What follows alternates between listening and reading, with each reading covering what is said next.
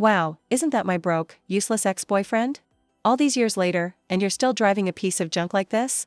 The man kept his head down, his hands covered in grease. I'm just helping someone fix their car, he said quietly. Save it, she let out a cold laugh. People like you never go anywhere in life. She turned and walked away, not knowing that just minutes later, every word she said would come crashing back on her. This all happened on a street corner in Redwood Ridge. A well-dressed woman, we'll call her Rachel, stepped out of a luxury sedan. Then she froze. The man fixing a beat-up car by the curb was her high school ex. She laughed out loud. Oh my God, she said, raising her voice on purpose. All these years and you're still this pathetic. Looks like dumping you was the best decision I ever made. Just then, a gentle voice stopped her. Rachel, long time no see. Do you remember me? She paused. Emily, wow, you look incredible. Emily smiled softly.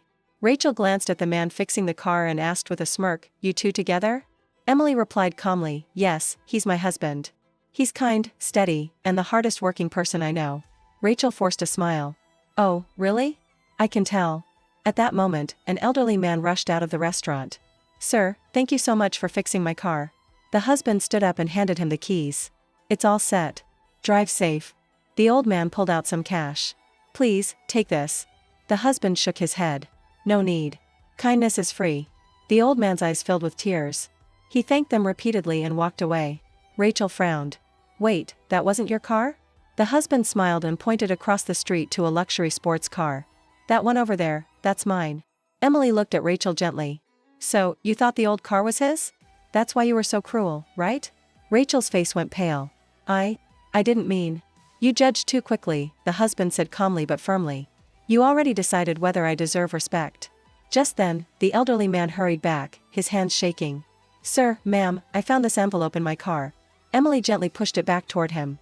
It's for you, she said, for your wife's treatment and to help you get through this month. The man broke down in tears.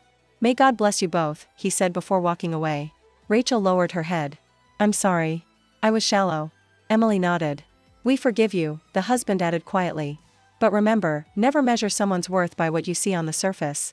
Because the most generous people are often the ones God has already blessed. If you agree with this message, tap like and share this video with someone who needs to hear it. Thanks for watching.